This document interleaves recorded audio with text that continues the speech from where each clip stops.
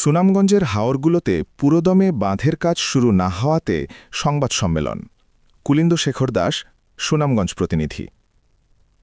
সুনামগঞ্জের বিভিন্ন হাওরে পুরোদমে বাঁধের কাজ শুরু না করায় সংবাদ সম্মেলন অনুষ্ঠিত হয়েছে।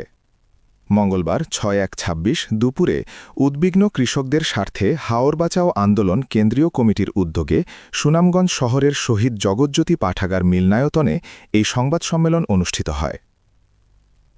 এ সময় লিখিত বক্তব্য পাঠ করেন হাওর বাঁচাও আন্দোলন কেন্দ্রীয় কমিটির সাধারণ সম্পাদক বিজন সেনরায়। তিনি বলেন, সরকার প্রতিবছর জেলায় বাঁধের জন্য শত কোটি টাকার উপরে বরাদ্দ দিয়ে থাকেন, কিন্তু নীতিমালা অনুযায়ী বিভিন্ন হাওরে ৩০ নভেম্বর পিআইসি গঠন এবং ১৫ই ডিসেম্বর বাঁধের কাজের উদ্বোধন করে এবং আগামী ২৮ ফেব্রুয়ারির মধ্যে সকল বাঁধের কাজ শেষ করার কথা রয়েছে। ১৫ই ডিসেম্বর লোক দেখানো কাজের উদ্বোধনের ২০ দিন পেরিয়ে গেলেও এখনও পুরোপুরি কাজ শুরু করা হয়নি। কিন্তু পিআইসি গঠনে সিন্ডিকেট জড়িত থাকার ফলে কমিটি গঠনে অনিয়ম, দুর্নীতি, কাজে গাফলতি রয়েছে বলে মনে করছেন সংগঠনের নেতৃবৃন্দরা। সুনামগঞ্জের পানি উন্নয়ন বোর্ড এবং স্ব উপজেলায় সহকারী প্রকৌশলী এসও যারা রয়েছেন, তারা সিন্ডিকেটের সাথে মিলে পিআইসি গঠনে অনিয়ম, দুর্নীতির গন্ধ থাকায় কাজ শুরু করতে বিলম্ব করছেন।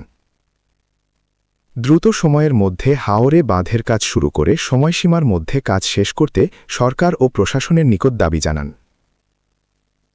এ সময় উপস্থিত ছিলেন হাওর বাঁচাও আন্দোলন কেন্দ্রীয় কমিটির কার্যকরী সভাপতি অ্যাডভোকেট স্বপন কুমার দাস রায়, সংগঠনের উপদেষ্টা চিত্তরঞ্জন তালুকদার, যুগ্ম সাধারণ সম্পাদক অ্যাডভোকেট খলিল রহমান, একে কুদরত পাশা প্রমুখ।